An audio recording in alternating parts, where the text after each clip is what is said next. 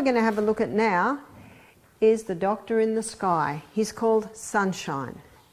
Slip, slop, slap is not working. Did you know that?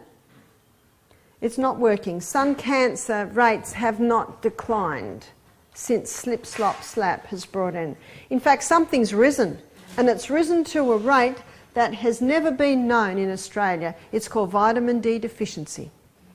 You see, when the ultraviolet rays from the sun hit the skin, they convert a form of cholesterol just under the skin to vitamin D. Now, did you notice what this is converted to vitamin D? Cholesterol. You can have someone with vitamin D deficiency because they're on cholesterol-lowering medication. So when the sun's rays hit the skin, they convert a form of cholesterol just under the skin to vitamin D. It takes 2 hours for the conversion to happen. So if someone goes into a shower and washes themselves with soap straight after their exposure to sun, they will get no vitamin D. You have to wait 2 hours. You can lay in the sun, dive in the creek, and you won't lose it because you're not scrubbing your oil off. Vitamin D is being hailed today as the anti-cancer vitamin. Research is showing that vitamin D can stop cancer cells developing and even reverse them. Now, when you consider what we looked at on Monday, the link between cancer and fungus, what does sun do to fungus? Annihilates it, totally annihilates it. Vitamin D is essential for the assimilation of calcium in the body. And calcium's got a nickname. It's called the king, because when calcium gets into the body, all the other minerals piggyback on the back. If you can get calcium in, you can get all the other minerals in. And the gardener knows it. When the gardener increases the calcium in his soil, he increases all the other minerals automatically in the soil. And calcium is essential for the strong bones. And we've got an epidemic in Australia today, another epidemic, it's called osteoporosis, yeah? Osteoporosis in a land of many people on cholesterol-lowering medications, not having sun exposure, not getting vitamin D, not able to get their calcium, the bones are starting to weaken, and dentists are making a fortune on people's mouths, yeah? How much does a filling cost today? Would it be $200? And the rest? I know one lady, she went and just they had a look at her teeth, no cavities, so they said, oh, we'll give it a clean while you're here, and she said, oh, all right. $158. Whew, we'd look after these teeth. That's where your oil pulling is such a fantastic, easy, cheap way to keep that microbial community in your mouth at the right balance, because when the community gets out of balance and the harmful microbes increase, they're the ones that actually can eat away at the enamel. But we've got to strengthen these bones too by making sure we're getting adequate vitamin D. The good news is you only need 15 minutes on your face a day to get all the vitamin D that you need for that day. But there are days where there's not a lot of sun, so my suggestion is you have a little bit more. Something interesting about vitamin D is not only do you need to not have washed your skin with soap for 2 hours before or 2 hours after to get your vitamin D, but you also need to make sure you're having that exposure. If you're in the sun for half an hour, your body stops making vitamin D, and it can have a negative effect on the body being able to make vitamin D. Whoa, so overexposure and underexposure to the sun can both cause vitamin D deficiencies. And we're in the sun for half an hour, we usually get burnt, don't we? And if we get burnt, what's the body saying? Don't stay out in it for that long.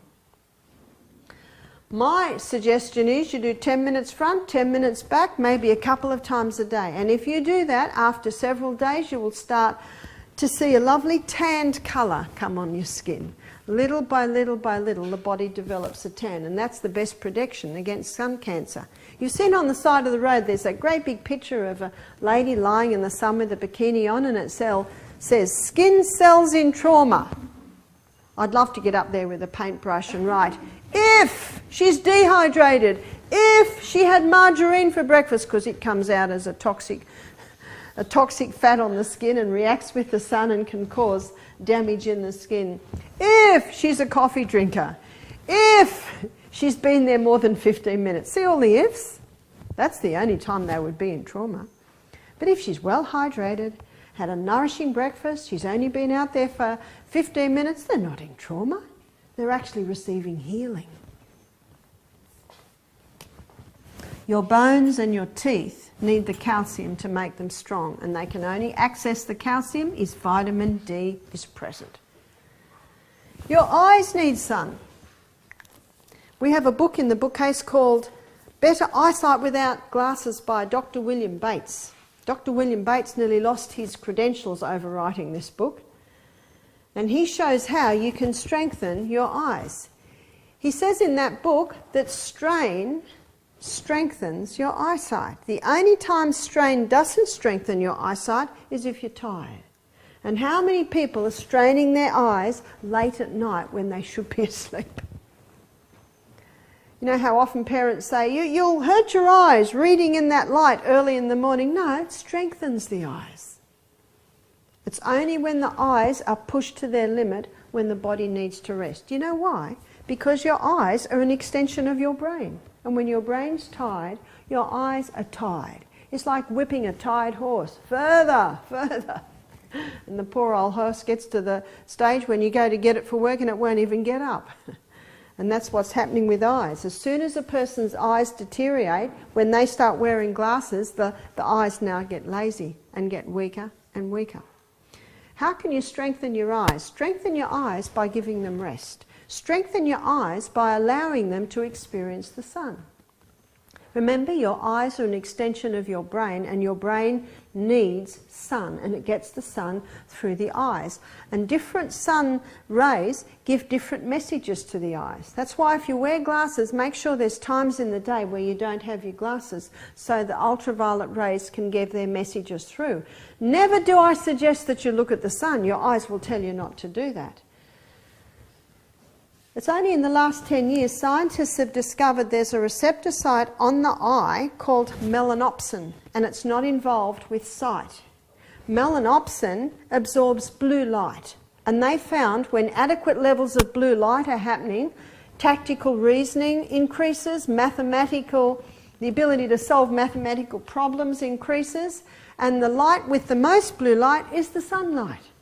So our brain needs the sunlight messages. Light and dark signals are fed through the optic nerve to a control centre in the brain where your body clock is located. And your body clock communicates with the pineal gland. The pineal gland releases serotonin. That's why you feel so good on a sunny day. The pineal gland also helps you to sleep better. The pineal gland, it also interferes with many functions in the brain. And of course we need to have it stimulated by the sunshine. Another aspect of eye connected with sun, or eye exposed to sun, and Dr. Neil Nedley brings this out, he shows that about 80% of people who are depressed, their circadian rhythm is out. And to reset the circadian rhythm, allow your eyes to experience the first hour of light in a day. That early morning light absorbed through the eyes has an effect on the brain to reset the circadian rhythm. And how many people in society today are watching the box till midnight and they miss that first hour of light in a day? Is that a big contributing factor to the 45% of Australians that are suffering from mental illness? If you're a night owl, a beautiful way to reset your circadian rhythm is to allow your eyes to experience sunrise and sunset, because that gives very clear, defined messages to the brain. And didn't God make it easy? What a beautiful picture is painted in the sky at sunrise and sunset. And our eyes need exposure to that. Dr. William Bates says, even in the middle of a hot sunny day, go outside, close your eyes and look up with your eyelids closed, and then put your head down and then open your eyes. So you're actually getting some through the skin. He also says to raise your eyelid, look down and let the sun's rays touch the whites of your eyes, obviously only for a few minutes. it will increase circulation to the eyeball and increase eyesight. One of the problems with eyes today is too much exposure of the eyes to just screens. A friend of mine went to a really old optometrist. He's probably dead now because this was years ago. And she said, "My eyes are failing." And he said, "I know why." He said, "You've got too much time at the screen." And I loved what he said. He said, "We need to spend more time gazing at the mountains, the vastness of nature, rather than our eyes going to these little boxes." And he said one way to get those muscles working well, because the muscles that you use in looking at the screen all pull in and too much is happening there. So he said very gently, you just squeeze your eyelid, your eyebrows like this, not harsh, very gently, because they're very delicate little muscles. And he said that's all you really need to do. So these are little things you can do to make sure those eyes are working well, to make sure your eyesight is working well, and to make sure your brain is getting sun, because your brain needs sun and it gets sun through the eyes. We need to look at the doctor in the sky a little bit differently. Your body loves exposure to sun. Any part of your body that's not working well, put it in the sun. Put as much of the body in the sun as you dare. If your skin is very light, just start with a few minutes at a time. If it's nice and olive, you certainly can endure more. And the fact is that dark-skinned people need twice the sun exposure as light-skinned people. So when you do lay in the sun, make sure you've had no caffeines, make sure you're well hydrated, make sure you had a nourishing breakfast, and don't lay out there for too long. Rest. Let's have a look at rest. There's a tiny little gland in the base of your brain called the pineal gland. In my 1970s anatomy and physiology book, it says there that not much is known about the pineal gland. Well, we know a lot about the pineal gland today. The pineal gland is a very important part of the brain, gland in the brain, because it is responsible for releasing rest and rejuvenate hormones in the night. And the pineal gland will only release these hormones between the hours at the moment of 10 p.m. and 3 a.m. In the winter, and I think we've only got a few more weeks till daylight saving stops, then it will be 9 p.m. and 2 a.m. That's your winter times, because the pineal gland doesn't know about daylight saving. Light and dark signals are fed through the optic nerve to a control centre in the brain where your body clock is located, and your body clock communicates with the pineal gland. So we've got dark happening, I think dark's happening about 7 p.m, would I be right, at the moment? And we've got light happening about 6:15. So it's in these hours that are your hours of power. I call them the hours of power because it's in these hours that the pineal gland releases the hormones. Let's have a look at the hormones. One is serotonin, and serotonin is your mood hormone.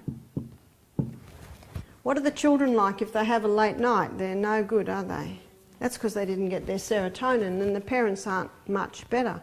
I had a girlfriend who used to go to bed at midnight every night, and her children used to wake in the morning, tiptoe round the kitchen, grab a quick breakfast and try and get out of the house before she woke up, because she used to bite their heads off. She had no serotonin happening. Not a nice way. The kids grow up so quickly, don't they? You want them to have nice memories of home. If you want to feel great every day, all day, go to bed early and get those hours where you'll get your mood hormone. Number 2 is arginine vasotocin. Arginine vasotocin is a hormone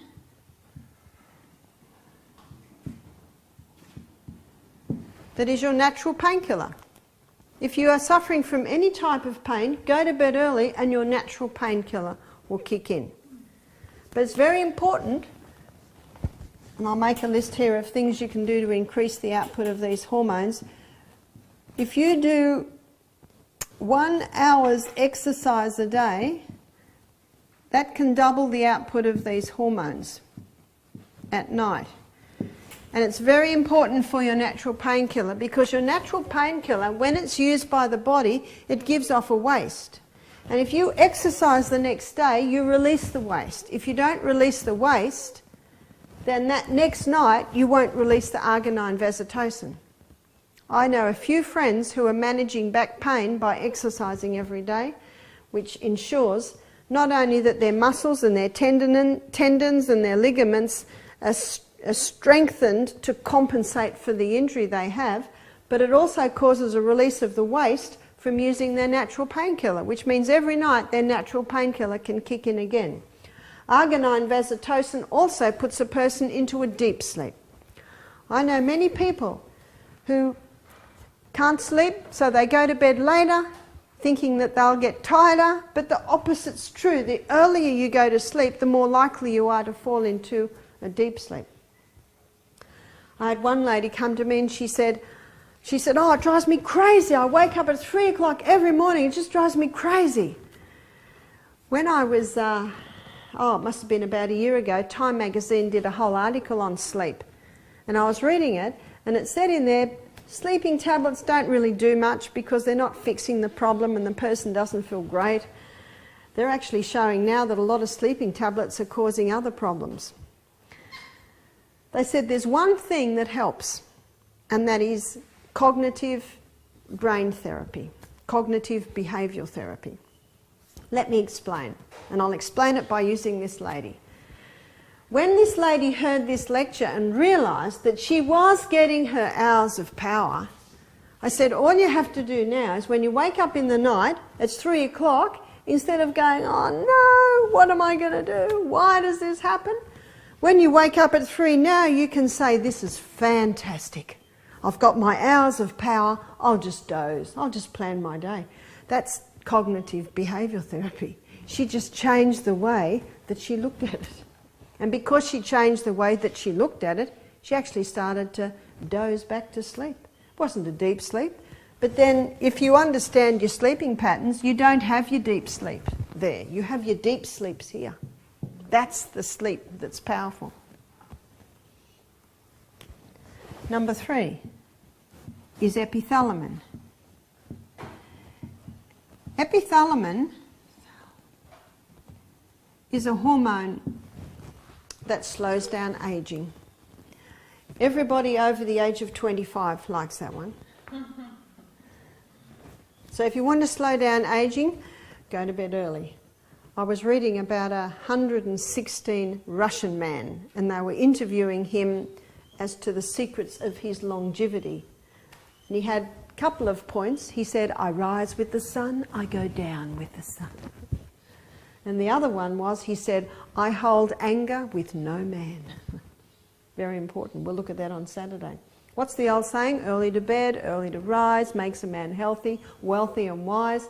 When that saying was said or made, they didn't know about the pineal gland. It was just observation. Epithalamin not only slows down aging, but it increases learning capacity. We should never be out of school, and we should never stop learning. And on Saturday morning, when I look at how you can make your brain younger with age, you will realise you can never stop learning. If you stop learning, you basically, brain cells start to die. We should never stop learning. So one way to increase our learning capacity is to make sure we get these hours of power. Number 4 is melatonin. And melatonin is your fix and rejuvenate nighttime hormone. So basically when you sleep in those hours, your batteries are fully charged. Many people wake with a groan in the morning, unable to get out of bed or even function without their cup of coffee because they just go to bed too late and they miss out on their hours of power. This is especially important for people who are wanting healing to happen in their body, because this is when the healing powers of the body are the most effective, are the most vibrant, are the most powerful. So these hours of power must be adhered to so that you get more out of your life, more out of your day. They're also very important to be adhered for mental health, for healing in the body. Let's have a look at how you can decrease and how you can increase the output of these hormones. You'll like this one, laughter. The old proverb says, "A merry heart doeth good like a medicine, but a broken spirit dries up the bones." My daughter gave me this one. She found it somewhere, a quote. It said, "Against the onslaught of laughter, nothing can stand." We should laugh more. But on the other hand, worry.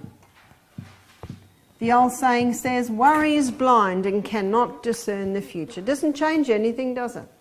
If you can't sleep because you're worried about something, get up and write a solution.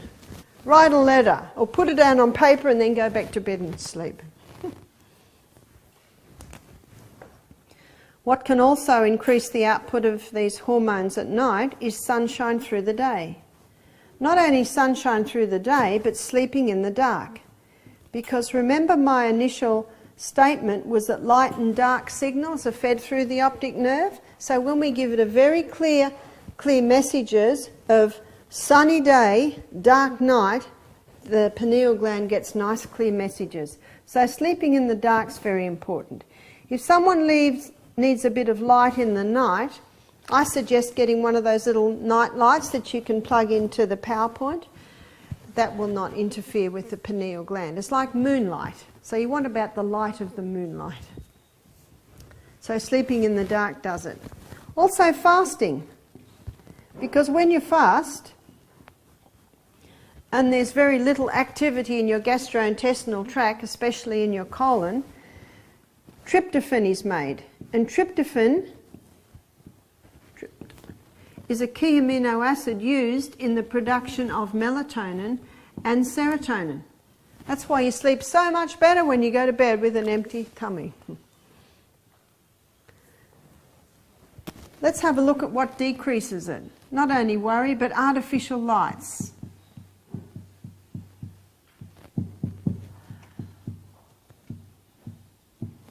And I'm referring to the screens. So we've got our iPhones, the iPods, computers, televisions. They are very handy tools and we all use them and have them. But the most dangerous time to use them is in your hours of power. That's the dangerous time to use them. That's one of the biggest contributing factors to mental illness today, is the brain is not being recharged when it should be, but not only not being recharged, it's getting overstimulated from the flashing lights of the screen. That really causes deterioration of brain. See, our brain should not deteriorate. The day before we die, we should be the smartest, the wisest, and the brightest of our whole life. But that's not happening, is it? It's not happening in this society. There are many societies where it is happening. Look at the Hunzas in the Himalayan mountains. They're not considered wise enough to hold positions of responsibility till they're 70. Whoa. They play volleyball and the under 50s play the over 50s and they often tie. So I'm not saying get rid of them because we need them. That's unrealistic and they're very, very handy. Instead of taking 2 or 3 bags of books to the Bronx when I teach, I just take a little computer and it's all in there. Very, very handy. But just make sure that computer is shut off by 9:30 in the summer, by 8:30 in the winter. But I've got an assignment to do. Okay, we'll get up at 4. 4 years ago, I had 1 week to do a 10,000 word thesis for my nutrition course. I did it in 1 week.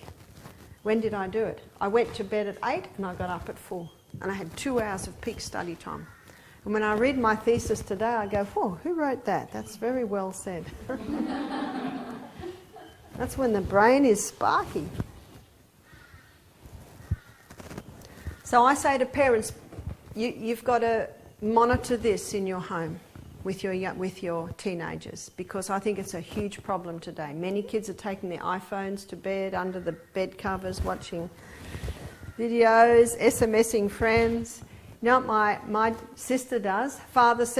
Phones, please. I'll charge them in my office overnight. It's a good idea. So that those hours of power, the brain and the eyes, are being able to get their rest and rejuvenation. Coffee,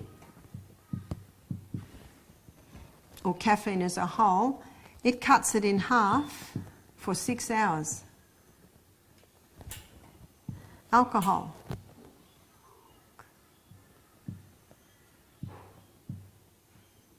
Alcohol, 41% reduction in the output of those hormones. So if a person has some red wine before they go to bed, it might put them to sleep, but they will wake with half-charged batteries. It's not worth it. Well, why does the doctor advise it? Because he does it. But the research shows it does not work. Meat. Meat is very high in an amino acid called methionine. And methionine, when its levels are high, it blocks the action of tryptophan. That's why Colin Campbell, he showed in his book, a 5% animal protein diet is not dangerous, but a 20% animal protein diet is, and in many ways, and this is another way where it is. Having this information, you can get more out of your day, more out of your life.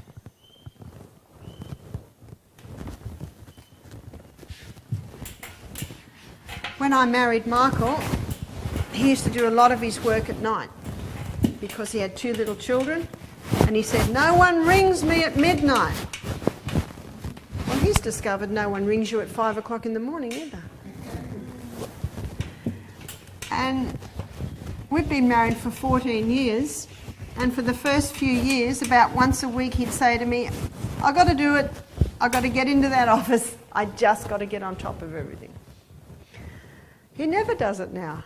But a couple of times I've seen him, he said, "Sorry, can't walk this morning. I've got to get over in that office and put an hour in." You see, what do you remember at midnight when you're falling asleep? You don't even remember it, do you? You're far better to go to sleep and then get up early.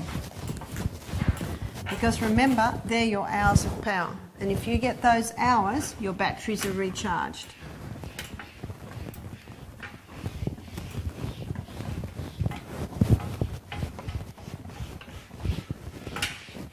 Before we move on from rest, there's one other part of the body that I'd like to look at that rarely gets a rest.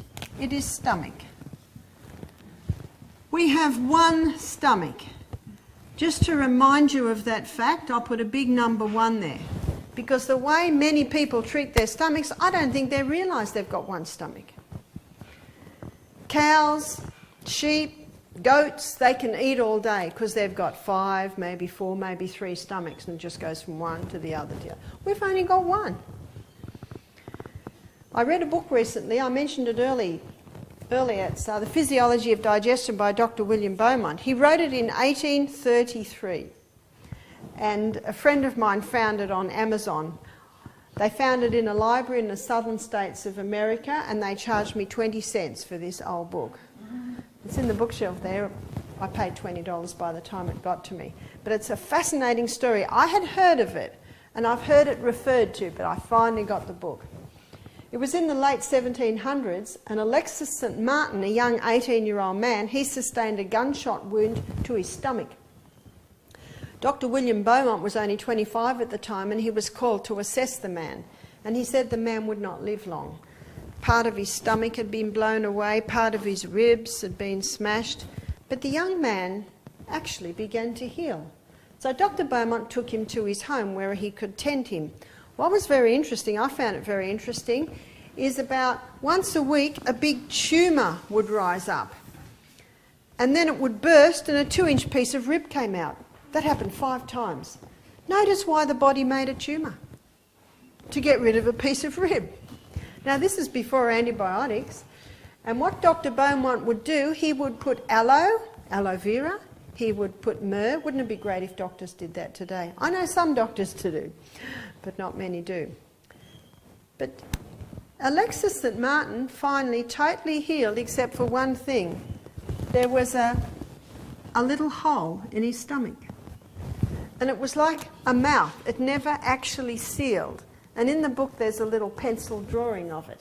So what Dr. Beaumont did, he started to do some experiments. He would get a piece of silk thread, he would put a piece of food on it, and he would put it down into the stomach. And after an hour he'd pull it out and look at it, put it back in, pull it out. And he did this over many years. Did you know that Alexis St. Martin lived till he was about 80? He married, had children. Every now and then Dr. Beaumont would contact him and say, please come and stay with me for a year. I'd like to do a few more experiments. I'll put your children through school. I'll give you a nice house. Dr. Beaumont found that digestion took on an average of 3 to 4 hours. That's how long digestion took. And of course, in America at the time, people ate breakfast like a king, lunch like a queen, and tea like a pauper. It's only a recent phenomenon that people are eating their main meal at the end of the day. I was talking to Henry this morning, who grew up in Malaysia. He said, oh, we always had our main meal at breakfast. It's just a recent phenomenon. And it makes no sense. Our day is a journey. Who'd fuel up their car at the end of a journey? But isn't that what most Aussies are doing? Dr. Beaumont found that digestion took on an average 3 to 4 hours. The stomach loves a 1 hour rest. And in that 1 hour rest, all the digestive juices can be replaced. We should be eating breakfast like a king. We should be eating lunch like a queen. We should be eating tea like a pauper.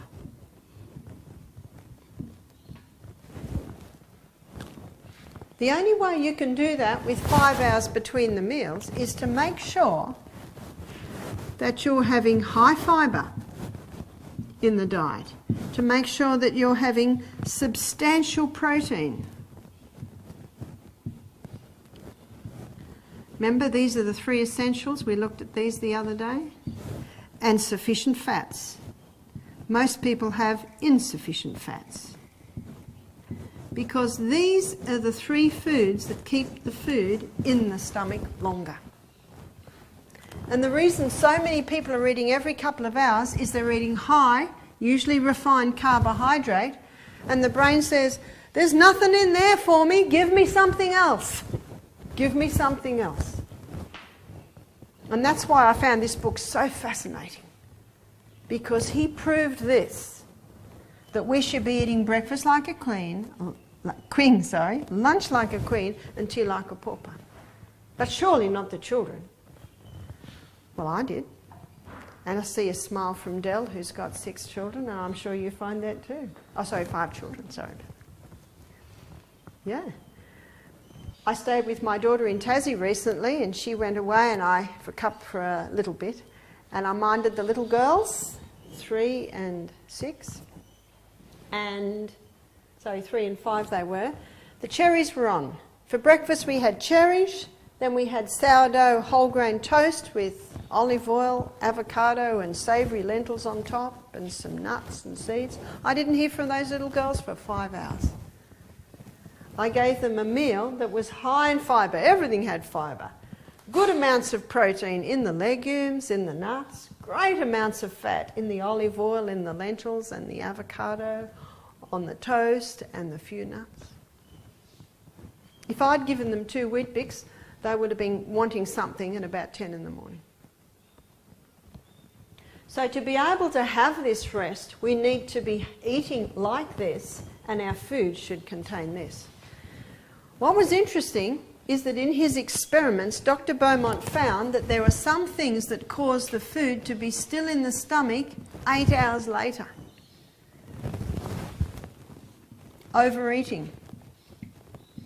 It was Dr. Beaumont that made the statement, after he noticed this, he said it's not quality of food that is of the most important, it's quantity. Now we know quality is important. But he went to the point of saying, I think quantity is even more important.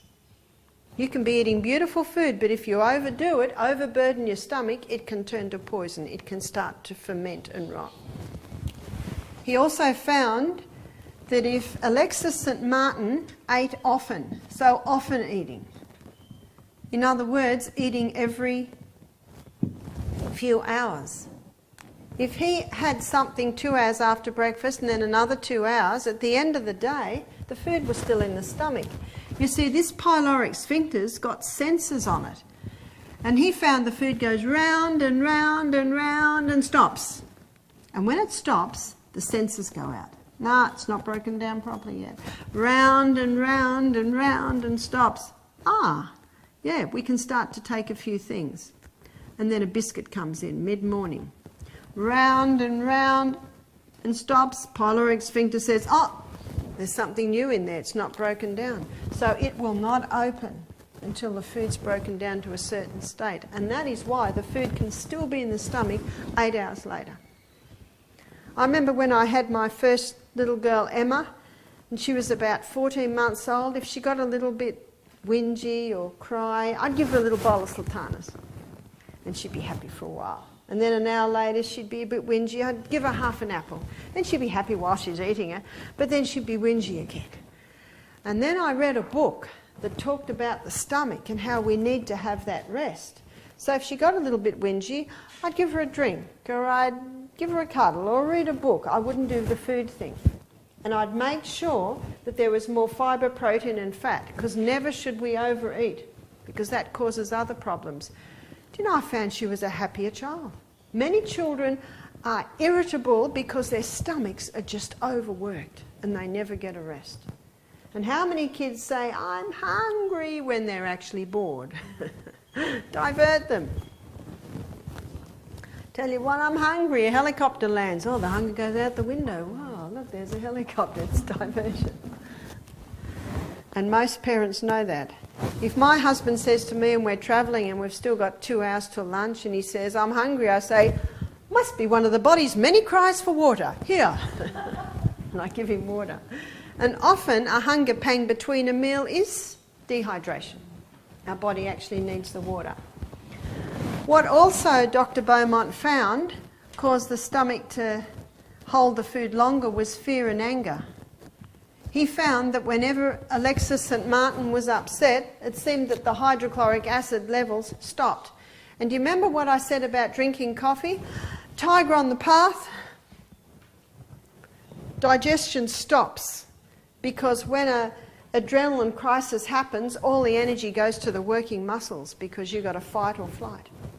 My daughter Julia works she manages Stefano Di Pieri's restaurant. She said, Mum, we've stopped coffee after the meal. Wow, in this fancy restaurant. She says, Mum's too heavy. She said, I've bought antique cups and saucers and we serve herb teas after the meal. If someone wants coffee, they'll give them coffee.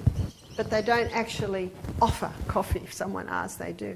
And she says, we do it because it's too heavy. Because they do the 6... Actually, I was down there last week. They're doing 9 courses. Mind you, some of the courses are 2 mouthfuls. There was a pre-dessert, which was an eggshell that had been washed out, and then they put like a little yellow custard in and a white yogurt, and it looks like an egg yolk, and there's about 3 mouthfuls in that. Julia said one day they went to get it and the eggshell was gone. God had just eaten the whole eggshell. But fear and anger, and that can be produced by drinking coffee. And I think we all know that when we're upset, we can't eat, can we? We cannot digest the meal. That's why I liked in one writer, she said, when we sit to dine, we should cast off care and thought, care and anger. That's why at the table, no controversial issues discussed. Should be a happy time. Even if my 9-month-old baby started crying at the table because something went wrong, I would quickly pick the baby up and put the baby into its room in the cot and shut the door. I never even let the baby cry at the table. And you know what the baby quickly learns? If I want to stay at that table, I've got to stop crying. It's amazing how quickly a 9-month-old baby will learn that. And when they stop crying, you open the door and say, would you like to try again? No! Okay, you can stay. what also can happen is large fluid with the meal. Now, if someone's thirsty with a meal, by all means have a mouthful. The problem arises when, 2 glasses of water straight after the meal are drunk right down. What that does is it dilutes the hydrochloric acid. And Dr. Beaumont found this because, you see, he got a bird's eye view of digestion with this hole. He said it's as if the stomach, has to get rid of that water. So digestion stops, the fluid has to be taken out to bring the pH of the stomach back up to a high pH, and then digestion can be resumed again. The last one, number 5, was alcohol. Dr. Beaumont found that when alcohol was taken with the meal, the digestion slowed right down. He found, by observing those little folds, you see, they were like little folds that were just at the opening. He said when alcohol was taken, he could see raw bits and even pussy bits on those folds. And Alexis St. Martin could feel no pain. In other words, the stomach has to be broken down fairly badly before the person actually feels it. And this is why I put stomach under the rest law. Our stomach needs a rest between meals. Now, even when the stomach's empty, do you know where the food gets absorbed into the blood? Down here, down in the small intestine. So even when the stomach's empty, you're still getting nutrients taken in. And that's why you can go 5 hours between a meal. And if you're hungry between a meal, have a glass of water. One day my son Peter came to me and said, "Mum, the water's not doing it anymore." I looked at my watch and I said, "Oh, good, it's lunchtime." And that's what you find. When the water doesn't take the hunger away anymore, it's usually time to eat. We are bodies that run according to rhythm. And the whole body is a rhythmic body. And your stomach loves it when you eat at the same time every day, when you drink at the same time. It doesn't mean that you have to eat on the dot of 7 every single day. You can be 6:45 one day, or 6:45 or 6:30 another day. What the body doesn't like is 5 o'clock one day, 10 o'clock another day, 8 o'clock another day. And of course the odd time doesn't matter. Sometimes I have to catch an early morning plane and I have a very early breakfast. Remember, it's not the odd day you do it and the odd day you don't. It's what you do every day that has an effect on the human body. So be mindful of the stomach. Stomach's a very important organ because if you're not getting the nourishment out of that stomach, remember you've got a hollow tube, and if it can't break down the food effectively, the food can't even get into your blood to become part of you. And it is in the stomach where specifically the protein is broken down. And we've looked at the importance of protein this week. So it's very important to eat sufficient protein, very important to make sure your stomach's working well so it can break down that protein. So stomach working well is just as important as eating the right protein. So look after stomach.